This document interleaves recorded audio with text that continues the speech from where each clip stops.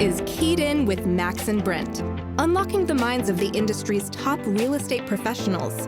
And now, here are your hosts, Max Rubin and Brent Jackson.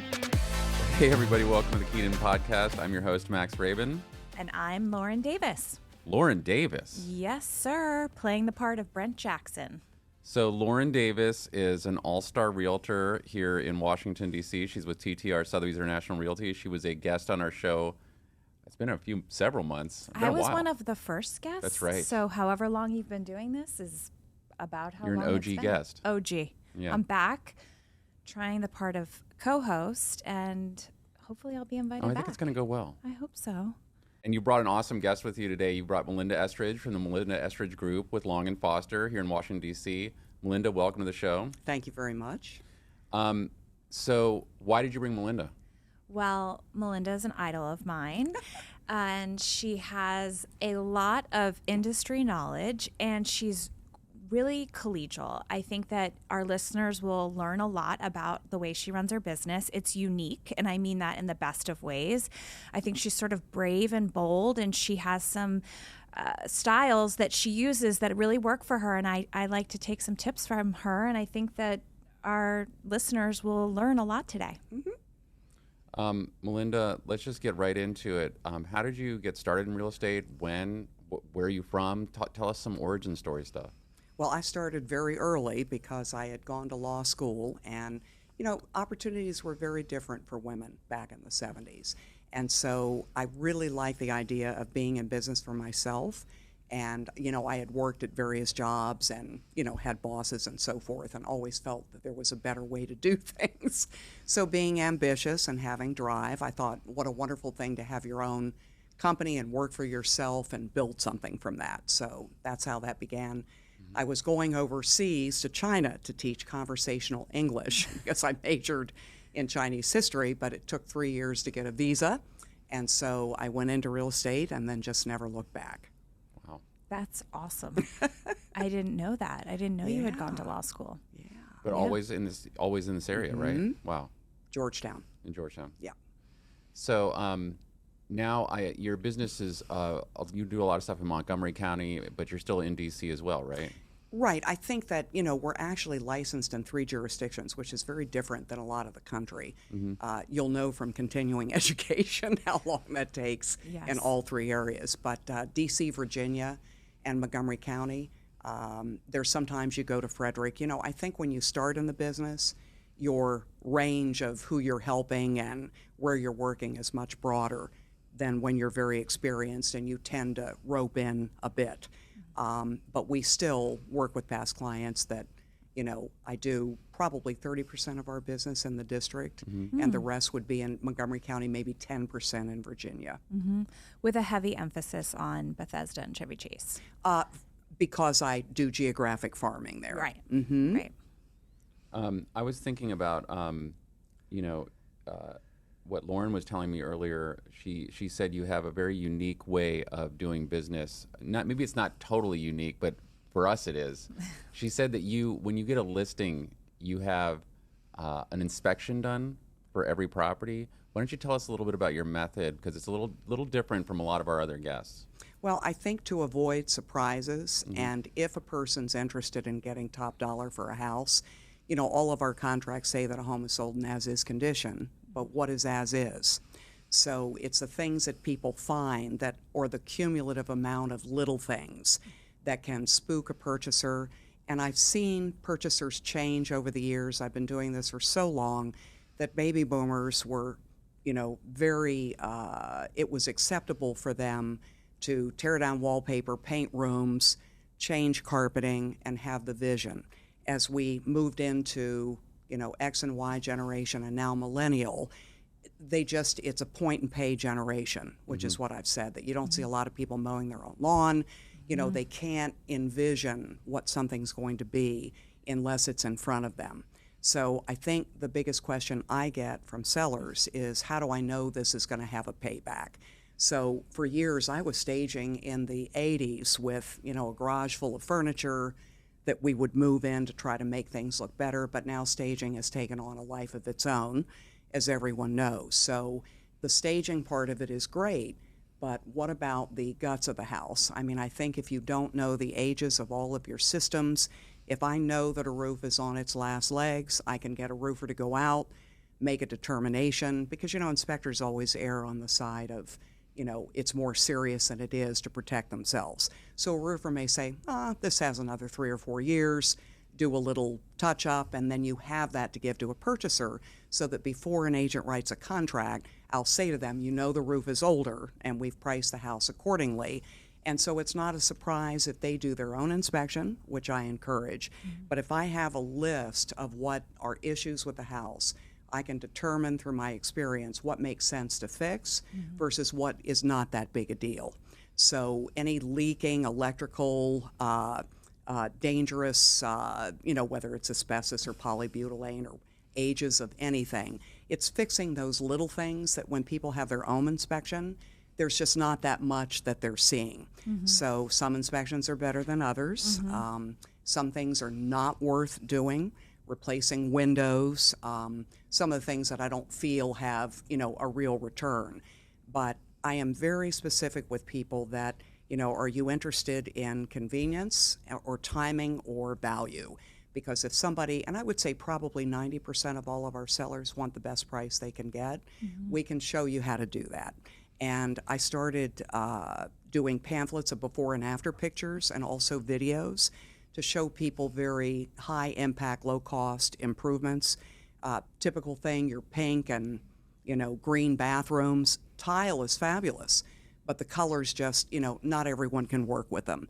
So for $1,200, you can have the bathroom made white and look brand new.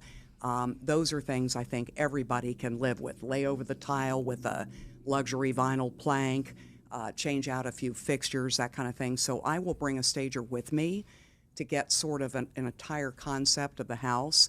How do we want this to look? Which fixtures might we change? We all know the big crystal chandeliers or colonial brass traditional things are just not what appeals to our today's buyer. And I'm trying to package that product to appeal to the demographic that's going to be looking at it.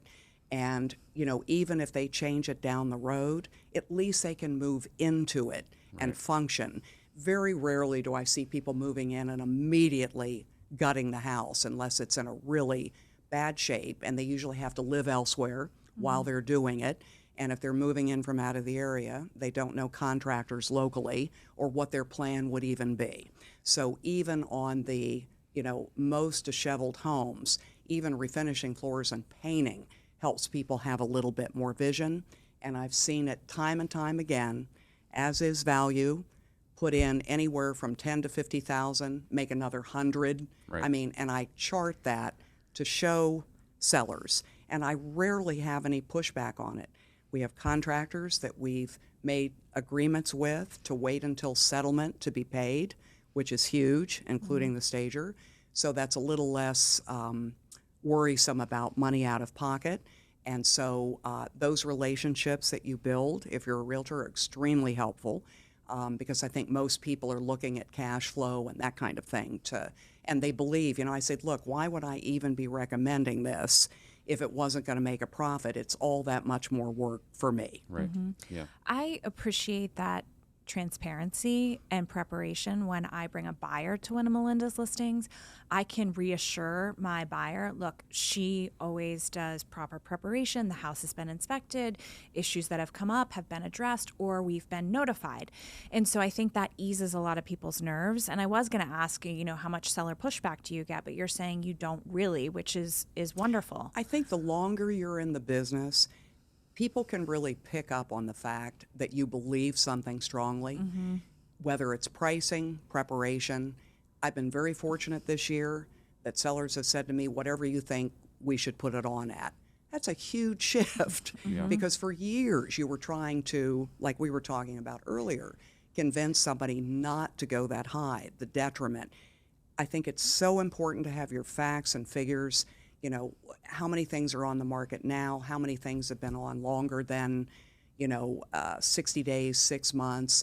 We know the average marketing time in my neighborhoods is 6 days. That's average, which means that a lot are going immediately and then others are taking a lot longer. But if you miss that window, and this is just this market, I remember many years ago, you would put some negotiating room in your price because listings were taking 6 months to sell. You knew nobody was walking through the door typically in full price, so you would leave a little room to negotiate. That really hasn't been the case now for, I would say, 15, 20 years. Yeah. And so we're seeing, I think the list to sale price ratio now is over 100%. For a lot of So stuff, yeah. what you need to convince a seller of, in my opinion, is how much more, you can get them. It's true. I mean, one of the other things you do, and I don't know if you're still doing it, so the question is, in addition to doing the pre-inspection for the seller, you were also having the home appraised. Are you still doing that? You are pre-appraising. I do that because appraisers now, you really just don't have any evidence. And I think if you're a really good realtor in the areas that you geographically farm or specialize in, you're better than these appraisers because they're all over, right? And so they're usually calling me, what condition was the house in. But if I'm having a real issue with a seller and we have a disagreement on price and they're very motivated, there have been times when I choose a good appraiser for that area. Not that it's going to be exactly right, but probably within 5%. So that, even if somebody comes in to make a higher offer, if it were contingent on appraisal, it's going to be difficult for them to get the loan. They're going to have to come up with a lot more money. And when you're in these higher price ranges, not everyone removes their appraisal contingency. So, I think that that's one more tool in your toolbox to help a purchaser see what value should be. I do a radon. Because if there is a problem, oftentimes we'll do two. We had a house last week that had a reading of 8 picocuries. We brought in another radon and it was 2.5. And so the agent said, well, we want to do another one, which is fine, okay, and it was 2.5. Oh. So you save that. I've Had had that I happen, yeah. just gone on that one, because the radons are included in the pre-inspections, and we've negotiated with a company to do it for half the cost of a regular inspection, so that, because they're not having to walk around with the purchasers. We also do a pre-termite. That is a biggie, because if you're under warranty for a year, there are numerous times where the purchasers, termite people come in, they find something, and so the termite company that we hired will make good on it if that company can prove to them that there is in fact an issue. Again, a savings to that seller. Yeah, you're mitigating a lot of these these are all the aspects of a real estate transaction that surprise buyers and obviously sellers too. It's like, well, we didn't know about that, or the termite thing, for example, or we've never had an issue, or we had a contract done years ago. It's you can nip that in the bud, right? Right. Just by getting ahead of it. And these are, to us, they're small things because we do these every day. But when you're dealing with a buyer or a seller who does a couple transactions in their life, or a buyer who does a couple transactions in their life, and they're all confused about this, you can solve that issue. Well, and you think about the fact that purchasers are paying top dollar. I think they second guess themselves, having taken out every contingency, that the more things that you don't leave as a surprise for them helps them move to settlement and be more assured. If there's hiccups along the way and things they're finding out that they're not happy about. The other thing are surveys, and I have found that very interesting too. If I have a house in Chevy Chase where no one's sure where the fence line is, because adverse possession is a real situation in Chevy Chase where someone's had a fence outside their property line for years, and they've actually absorbed that property. So if fence and lot lines become an issue, it's not a bad idea to get a survey as well. I had a case on Primrose where every house had been incorrectly surveyed from the time it was built. That was a year and a half ago. And so nobody would issue title insurance. Oh, So we geez. had to go through the whole That's an expensive the street. maturations of getting everything resurveyed. It's interesting. Yeah. I wanted to go back to the conversation we were having right before we started the show. I was telling you about a property that just sold recently, higher end property in Oakton, Virginia, not an area that I usually work in ever. I probably get out as far as McLean occasionally. and it's a client I've worked with before, and he had built this house for himself. He sort of overbuilt the house, and he had high ambitions for what he wanted to ask for this house. He built it for himself, but then decided, he decided it was too much for him. So he never moved in? He never moved in. Okay. And I talked about it with, Jonathan Taylor in my office and one of our other brokers, and between what this gentleman was discussing, what he wanted to ask for the house, and what I was looking at the entire broader market for everything, like from Potomac, Maryland, to Great Falls, to McLean, to like everything that would be in this kind of category, I was giving him an idea of what I thought the value was probably going to fall to, and he was like just not having it.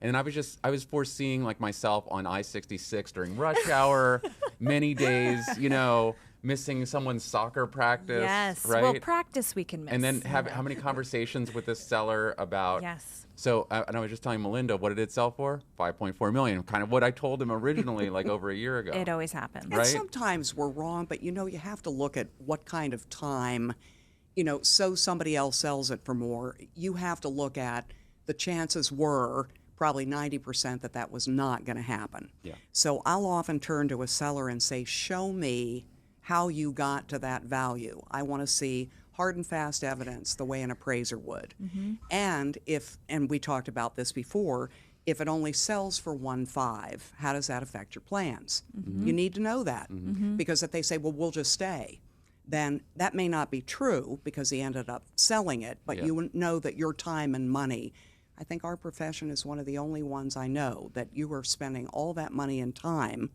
and you're not paid until your seller is. Yeah. So you really have to ask yourself I understand younger agents will take overpriced listings to get the experience and the sign and the art, but I think all of us are in a different position at this point. I don't want a sign in there that comes down. To me, in an area that you're working and specializing in, the last thing you want is for somebody else's sign to go up where you've not been successful. So I say to people all the time, look, this is a mutual decision. I have to be sure that I can help you with what you're looking to achieve versus, just putting it on the market and nothing happening. Because let's face it, after the first couple of weeks, they're asking, what else are you doing? Mm-hmm. And we all know that the upfront work is about, again, 90% of what you're doing. Then the house has to speak for itself. Mm-hmm. And if you're driving traffic there and you're getting, not good feedback about what's happening, then I think you're dead in the water. And so they need to understand that too. Advertising in the Wall Street Journal or being in these luxury magazines or all of that. Realtors know that doesn't sell the property. It's buyers that come in and respond to it and have positive feedback. So those are all things I think people should consider before they go into a listing. Well, I'll take it a step further. This is actually so interesting. I'm going to tell a story about Melinda. We're in the same networking group. So our networking group is comprised, she'll know the number better than I, 25 people? About that, from all different firms throughout the city. And we are, we get together, we usually have a topic, and we all share. And we don't necessarily agree, and it's open for really sort of seeing everyone else's side. And I think it's been the greatest tool for me over the years, learning from all these different agents with different kinds of businesses. But I have learned a lot from Melinda over the years. But we had a small meeting. Summer meetings tend to be smaller. We had a small meeting a month or two ago. And Melinda, I'm going to tell the story about her, but she recommended a book. Okay, and we're going to get to the book in a moment, but she recommended a book, and she explained something had happened. So I'm going to explain this to you, Max, if you're willing to go to this level, okay? Melinda has read this book, and she's very inspired, and she's going to have a different style of business, okay, going forward. So Melinda receives a phone call from a potential seller, and says, hi, I live in Chevy Chase, Maryland on X Street, and I'm interested in speaking with you or meeting with you about listing my home. Okay, Melinda sells a lot of houses in Chevy Chase. She farms the area. This is probably a great prospect for her. But given the book that she's just read, she's changing her methodology. And she says to him, she has her computer up, so she looks on her computer, she sees the address, and she sees that this owner has purchased the home several years ago from another agent who knows Chevy Chase quite well. And so Melinda says, why don't you use the agent who you purchased the home with to sell your home. She just calls it flat out. Okay. Right. Doesn't even go to the second conversation. It's No, like she right just away. says, Well, and you can soften that by saying, I'm just curious. I noticed that, In a nicer way. Mr. and you. Mrs. or Ms. Jones, whatever sold you the property, who I know well, why isn't that you're not listing with them? so Melinda says it nicer. I'm giving this sort got of, you. the quick version. Of course, Melinda has a nice way about it. So he says to her, I probably will. And she says, if you're just looking for my opinion on price, I'm happy to send that to you, but I don't think it's worth our time to meet. And so she recommended this book, and I'll let her talk about the book a bit, but it's basically, it piggybacks on what she's saying is what is a true partnership and what does the success look like? And what is the likelihood that I'm going to get this listing and how do I want to spend my time? And do I want to meet with someone where my chances are not that great? And so I'll let you speak to that for a minute, but she's, I'd like to see, are you really embodying this new method of really only going on listing appointments or meeting with buyers that you're certain you have a 90+% chance of getting that business? I think the longer you're in the business, the more direct you become. I was saying to Max recently, you ask, why me? What is it about, our group that prompted you to call us? Because how many times as realtors have we gone into a home, given them every bit of advice about what they're going to do to prepare the home, give them the price they ought to ask, and then they call you back and say, we've gone with someone else. When you've spent hours preparing the market analysis and everything you're going to do. So I always say to people, look, you're going to want to take the advice of the person you list with because they may have a whole nother philosophy about preparation of house, and you don't want to be distracted by too many irons in the fire, so to speak.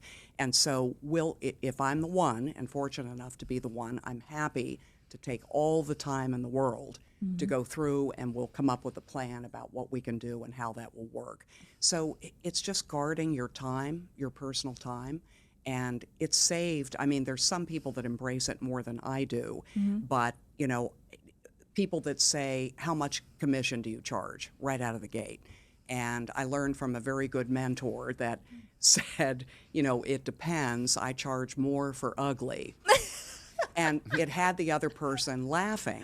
But let's face it, you pull up and they back to a water tower or power lines or it's ugly from the front, it changes things. You might have to go in there and spend months preparing the property, getting everyone out there and orchestrating, and I'm not taking much less of a commission to do that. It's just not worth my time. So if you can get people laughing, I think people are so guarded when they call a real estate agent. I'm not ready to sign anything, and I'm interviewing 12 people and this and that and the other.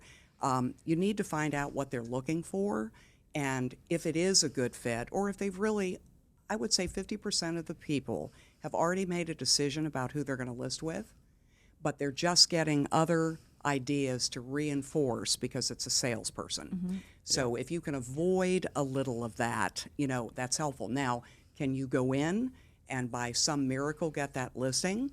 Possibly. But is that worth your time if you're very busy? So the book says 80% have... Well, wait, let's name the book first for our guests. Okay. Full Fee Agent. The Full Fee Agent. By Chris Voss. Did you read it, Lauren? I've read about half of it, and my highlighter has highlighted so much. I just am whipping and through. I'm ordering this immediately. Such a good book, and I literally have said to my husband, like, how far am I going to go with this? Like, am I changing my philosophy entirely? But the book does say that 80% of sellers have selected their agent prior to interview process. I think that's eye-opening. And in the book, they call it, you are either the favorite or the fool. Right. And so if you're the favorite, like, it's worth all the time in the world. Exactly. But a lot of times you're just another, like, part of the dog and pony show. And if you want to avoid that, I think Melinda's point is you can ask some clarifying questions up front, and you can make a decision as to whether or not you want to try to convince somebody with a 20% chance of convincing them. Because ultimately, I may feel I'm the most qualified for the job. You may feel that way. You may feel that way. But they're using... Has that ever really mattered? No, and they're using their brother-in-law's brother, and they've already made up that decision. They have respect for you. They want your opinion. but they're not ultimately planning on hiring you. And so it's eye-opening. I mean, sounds great. Yeah, it's very interesting. Well, I think it tries to preserve your time as an individual. When you're on commission income, you work your heart out for someone that agrees to form a partnership with you. But, I go in, if I have a client that's very difficult, wants to overprice, home doesn't show well, not a lot of motivation, you have to ask yourself, is this really worth your time?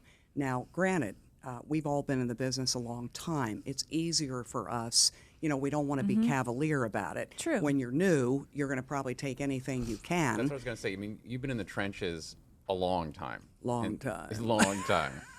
And you can, I mean, obviously you have a better feel for these situations too. You can hear it right away when you get that lead call. There's a sense of freedom though that you can definitely say no and feel really confident about that versus that question mark. If say you're like in your late 20s or early 30s, just getting started out, and you're like, I really don't have anything going on here. So well, and you're not nervous anymore. Right. All the people that said, do you know who I am? And I know everything there is to know about real estate, whatever. I just let them, carry on because we all know we know more. But if people, you want to win the argument or do you want to sell the house? So I think if you can give people that latitude and they start to trust you, then you have a lot more potential to work as a team. I don't want to constantly be arguing or fighting. Don't you love the people with staging? They don't like that sofa, that picture. And I say to them often, you can't see this as your home anymore. And telling stories, there's also a book called Tell to Win, and it talks about telling stories. And with my own home that I've sold this year, I said, look, I took every advice from the stager, even though it was against my initial, my red dining room's gone and it looks stripped bare to me, but I know that's the way it photographs better. And having taken all the advice, I had a real success story. So the more that you move toward improving the home, where the bones of the house are in good shape, it photographs well. I mean, let's face it, when you walk in, it's all about how a property photographs, because unlike when I started, when there were no photographs of property, you had to go see properties and what they look like. Now, people are swiping left and saying, I don't want to see that one, where it might be a very nice house. And when you stage, you don't want them to walk in and the photography that you've used makes the home look bigger than it is, or it's tired when you get in and that didn't show up on the photographs. They have to see it as a more positive when they get in than when they looked at it online, because it's almost like a second showing, isn't it? It is. It is. I think it's interesting, personal experience from having just moved and gone through that. I mean, I almost think agents should have to move every 5 years. I said that. I mean, it's been 25 for a me, long but time. You're right. It's real. The things we ask our sellers to do, we think no big deal because we do this every day. But I moved about a year and a half ago, and it definitely made me more sensitive to the situation, and I think having that real experience is key. But I don't plan on moving again in 5 years, but we'll see. I think you realize what a leap of faith these sellers put in to your recommendations of doing all this staging, spending the money, pricing below market. What's going to happen. So if your skills are good enough, you're sort of cavalier about it, but and it's always been a success story. But I think back on, how nervous you are about what's going to finally happen, that, you're very good to have gone through this so that you can be more sensitive to your quite clients. honestly, though, like what you just said, it's true. I had a listing recently, and we were struggling with it in one market. We took it off the market, and then the seller was like, I'm going to do X, Y, and Z to get this place even more ready the next time. And then what about the pricing? And I'm like, we really got to bring this a lot down. Yeah. And she's a single woman, and she's been in this place for a while. And I came back to it a couple months later, and she had done all this stuff on her own. And I was like, you actually did all this? Like, it was a lot of work.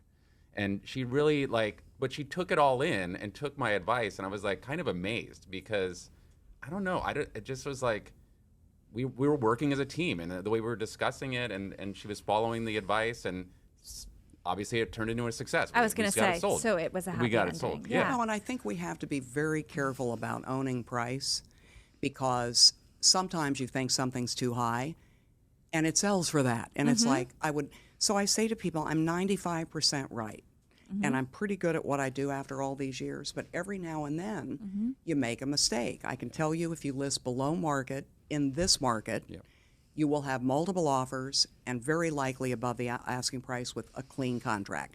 If you hit the nail on the head, I had another house on Daniel and Chevy Chase, where I really thought it was below market value. It sold 10,000 over, but we probably hit that market on the nose. And I tell them that in advice. If you've had 25 people through and one person shows up with a clean contract, either at the price or slightly over, you've hit market That's on the the market. head. There you go. If you are above market value, you're going to know in 2 weeks in this market, and you've lost your momentum. So it could be that you either need a price reduction, or if you do get a contract, you're going to be negotiating contingencies and price. And I think people get that. If you take action quickly, typically that doesn't hurt a client too much. And I think if you do a price reduction, I'm always curious when things are in the, say, 1.5 range, that somebody will take it down to $1,450,000. And so you're not really changing the market that's looking at that property. Unless you do a 4 to 6% price reduction, I rarely see a difference. And so if people say, well, I'll drop it 10,000, I'll say, don't even bother, because you're only going to be disappointed with the outcome. Well, sometimes we're wrong, about certain things. And recently I've been wrong about 2 things that I'll share with you. Is in getting a listing ready, I said to the seller, I think we should remove about half of the things in the home. It felt very full and overwhelming. And so we had the mover come, and the mover was going to move it to storage. And then when they eventually moved, everything would be ready to go and they would move along. Well, when half the items came out of the home, it looked 10 times worse. But I couldn't have anticipated that. This was the first time in all these years, and I just said, wow, it got worse. How did that happen? And so I had to quickly correct and say, all right, I'm going to bring supplemental staging in, and I'm going to fix this, and don't be discouraged. I'm going to fix this, and it's going to get fixed. And I did. And it was a scramble, and it ended up looking perfect. But sometimes we can be wrong because we can't see everything. And then the second thing about that is, like you said, you're 95% right about pricing. We've been doing this a long time. We've seen the ups, the downs, if you nail it on the head, if you're a little low, a little high. So I was working on a high-end listing in Kenwood, and I gave the seller a range. And I said, I think it's between here and here. And they were like, we're really hoping for that higher part. I was a little bit nervous about it. So I said, look, I'm happy to be wrong. Let's figure this out. I'm going to bring in the top 15 agents, have them price it. They're likely going to have the right buyer. And let's just chart it and see where we land. And I was wrong. It came in higher than even the price they had hoped for. And not only that, they had that price within a day. Wow. So it's, I also, and I don't think you feel this way, nor does Max feel this way, but I think being able to take the information and rely on your, on your key vendors to help you out when you need last minute staging, or rely on good relationships with other agents to help you with the pricing and the. Well, I had you to my house, as you remember, because I was on the lower end of what we thought we'd ever get. And they blew it out of the park. Which is a good thing. Yeah. Because she followed her listing agent's advice. That's exactly right. We're here with Melinda Estridge from Long & Foster in Washington, D.C. Melinda, you are still using mailing as part of your marketing.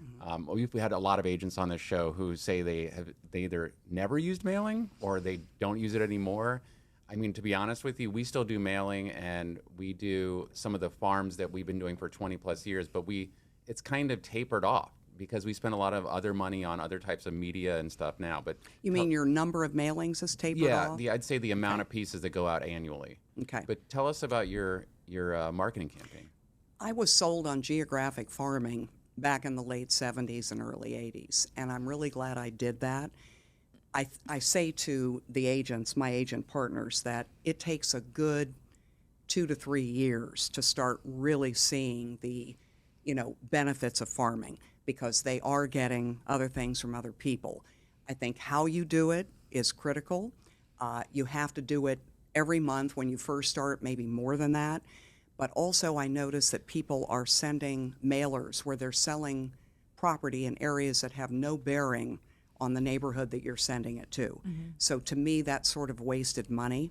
I write an article myself, every publication about either what's going on in the market or how you stage or the benefits of preparation, things that will be interesting to those people, and then all the information about what's sold in their particular neighborhood. So in Chevy Chase, for instance, I break it down, Rollingwood, the town of Chevy Chase, so again, it's very niche marketing, even though the only information that's different are the homes that have sold in their neighborhood. And then we publish the homes that we've sold in Chevy Chase. So it was a tough market to break into.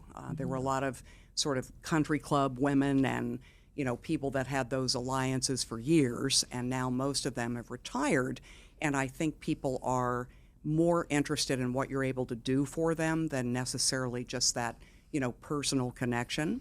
And so it's been incredibly, not only do you know your market like the back of your hand, but for instance, in the town of Chevy Chase, how often they pick up your garbage, and when is recycle day, and where are the schools, and where do you pick up the bus to go to the schools. And these are all things that are very important to an owner that when you're selling a buyer. So I had a listing appointment. It was actually Ted Koppel's daughter. She was lovely. I know, their house is right behind me. Yeah. They didn't call me. And she said, I want you to sell the home to me as if I were a buyer. And that's the first time I'd heard that, but it was interesting because I think the better you know the neighborhood, and I sort of like dealing in the same neighborhoods because you know them so well. It's not that you don't do business elsewhere, but there's nothing like your backyard. And when people know you live in a city, you're always going to be happy. Buyers say, where do you live, right? Yep. And so that's a real crowning moment for people. I've coupled that with community events. I'm the one that started the dumpster day, and now it's gone into dumpster donation and shred. And I do it once a year in each of my farm communities.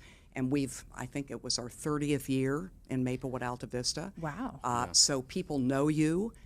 They get your mailings, and you become a household name. So it's rare if I'm competing, unless somebody has a real connection with somebody else, that I don't get a listing in a lot of these areas. Well, one of the things that stands out about the mailer, because you probably don't get it, is it's large. It's full size, like full paper size, and it opens. So it's not like a postcard. It's more, I wouldn't call it a booklet because it's not multiple pages, but it stands out because of the size and I think the consistency of it. So it's well done. This is David Collins with Real Marketing, and anyone that dominates a market, let's face it, we can't get everybody's email.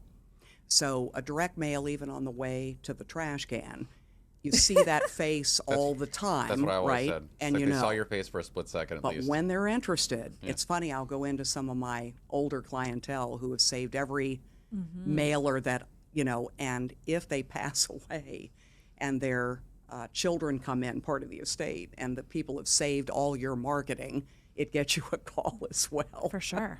Definitely. We've had lots of those. Actually, seriously. Really? Yeah. I don't think I've had any of those. Working with Jonathan Taylor, we've been to listing appointments where someone's pulled out like a mailing card from the 1990s or 1980s With a different hairdo. Oh, but yes, very different hair. But like these people, some people save those things. They remember those things. And if you give them valuable information, and it's not just, I sold this, I've done this, I'm number one, $1 million, whatever it is, I think if you give them really substantive, what's the word? Substantive, right? Substantive information that, they read it, they care about it, even if they're not interested in selling right away, because everyone's interested in what happens in their market. Speaking of marketing, I just wanted to talk about, because it was recently like the Washingtonian Best of annual thing that they do. I didn't spend any money on that this year. I didn't either. Right? Okay, so let me ask you, I just want your opinion on this. We do this every year where every realtor and brokerage dumps a ton of money into this, and it's like the best of this, and top agent this. But if it's all paid for, what is it really saying? Well, you're also in there with 60 other realtors. Yeah. So to me, that Washingtonian part that's the most important is the 100 agents that they have chosen that you want on your side.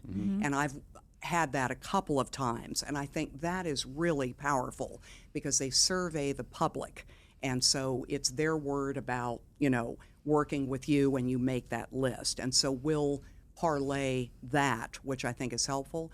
But for years, I mean, once you're known, I think spending that money on full-page advertising and color brochures and everything else that go out just don't, you know, they see it, so it's name recognition, but if they already know you, that's a lot of money. That's a whole mailing to a neighborhood. I mean, I think there's certain agents that have used it that stand out for it.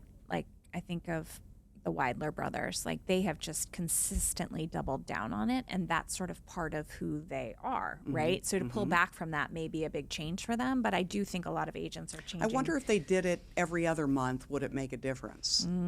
I said that to Mark Fleischer once. Yeah. And he did it, and it didn't. Right, right. So again, at the end of the year, when you look at, because we track our numbers very carefully, where's your business coming from? And the geographic farming is big, and of course our past clients and sphere of influence.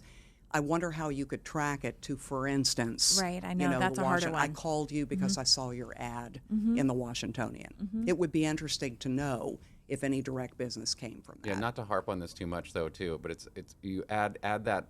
You have the magazine itself with the full page ad, which costs the money, and then you have everyone splashing their social media with the same thing. And does the consumer? I mean, are they even seeing this? I just really Would wonder. you care? Not really. As a right, You know. When I go into the Washingtonian and Top Doctors, I mean, I look at that, but that's not how I choose somebody. Right. Totally.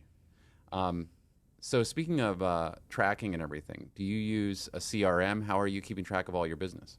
I started with Top Reducer many, many years ago, and they were purchased by Realtor.com. I think we have 13,000 entries in that.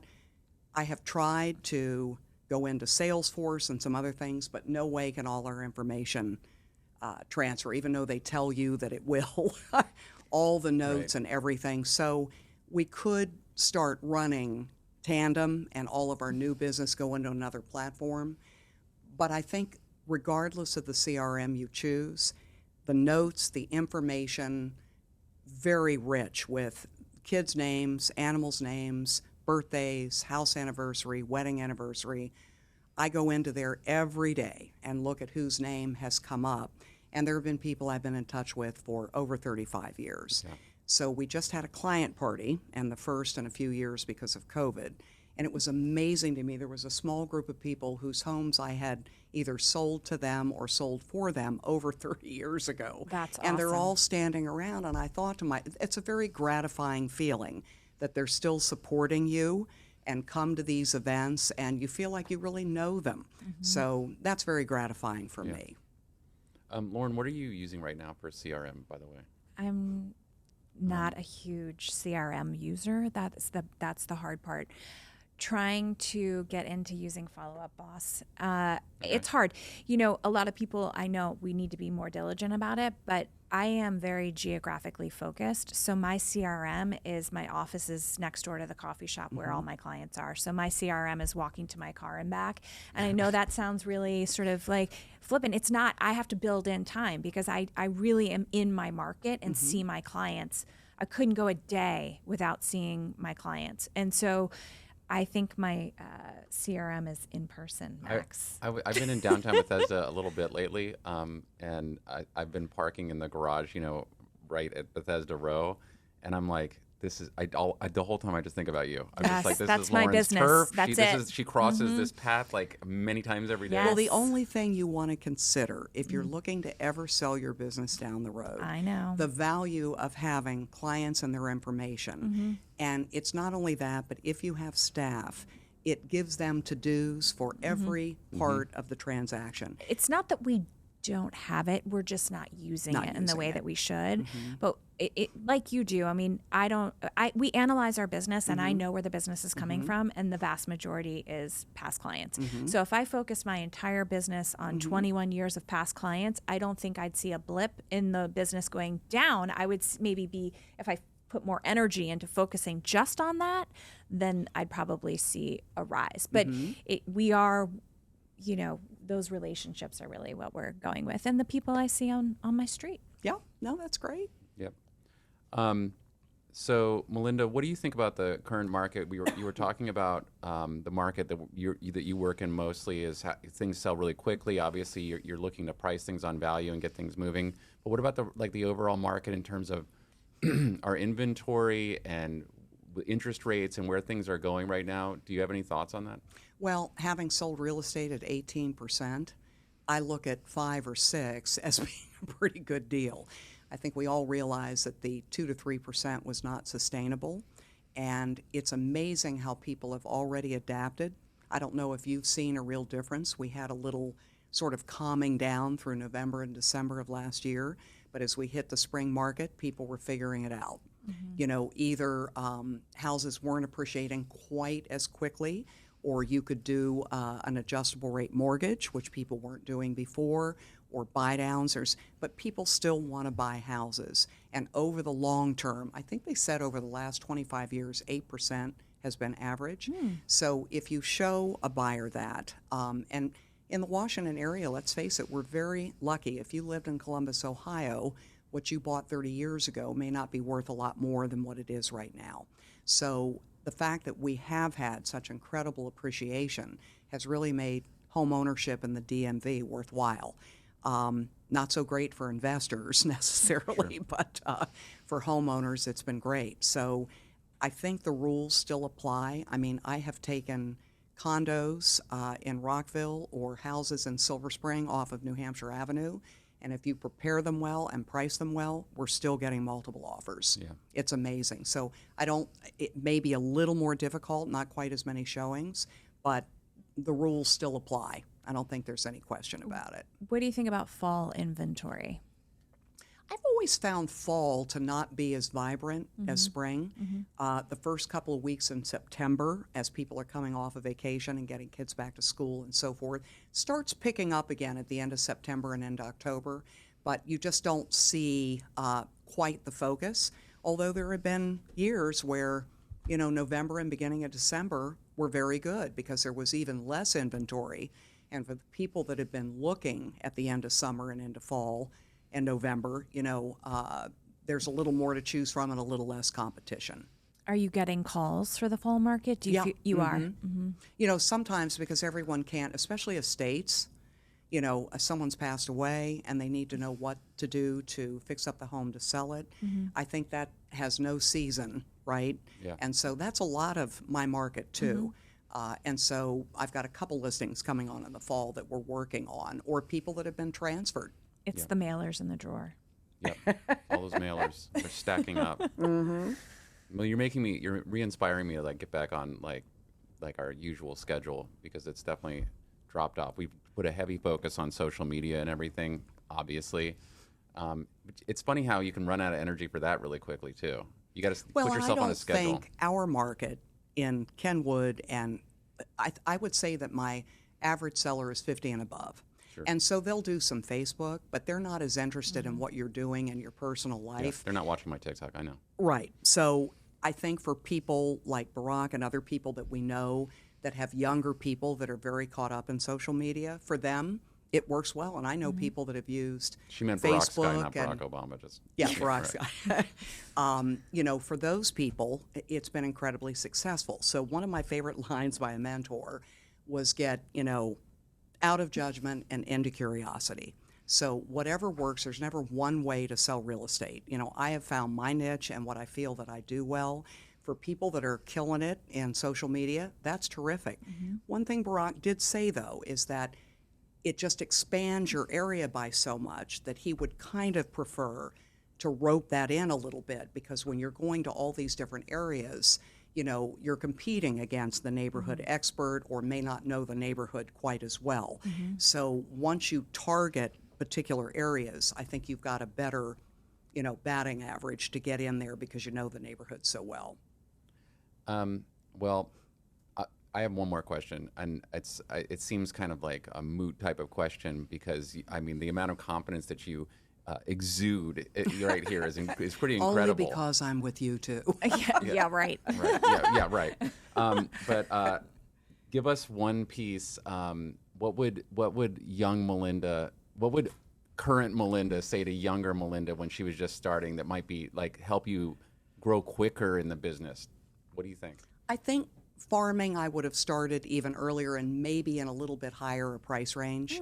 I think the people that started in some of the, not necessarily the highest or luxury market, but a price range that was substantial because, when I started, we were selling townhomes in Shady Grove Village for 60 and 70,000. So, you can work as hard on those as you do, when I would have started more in my neighborhoods. But I think, too, learning about scripts and dialogues, how to converse with people, learning how to accept rejection without taking it personally. So Lauren and I probably share that a little bit, that there are people that are like, next, no big deal, and they move on.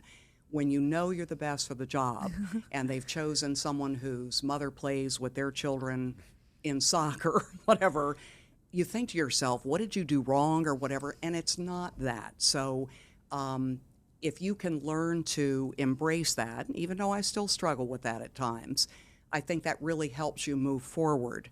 And the more you can learn from other people, I have gone to conferences all my life, whether you're speaking at them or learning from other successful agents, there's always more things to learn.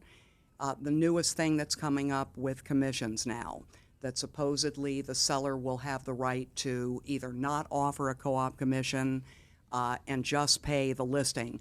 NAR or the governments are trying to pass that rule. So rather than get upset about it and nervous, the great minds are already talking about how we can figure this out.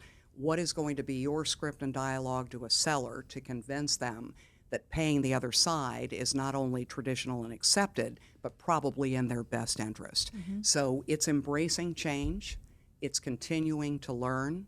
It's, as I said, being curious always about how somebody else is doing something rather than this won't work in my market, or, if you can craft and adjust and tweak what other people are doing, these conferences are fabulous because you can come back and, initiate some of those things right away, which really make a big difference in your business. Yeah, I love that. Yeah, I've been to, we went to the Sotheby's Global Conference in April, and I was also at Inman in January. So just getting a lot of great content from that and seeing these great minds in the business. And yeah, it re-inspires you and helps you with all of these new things that are coming out. And it's like a fire hose of information.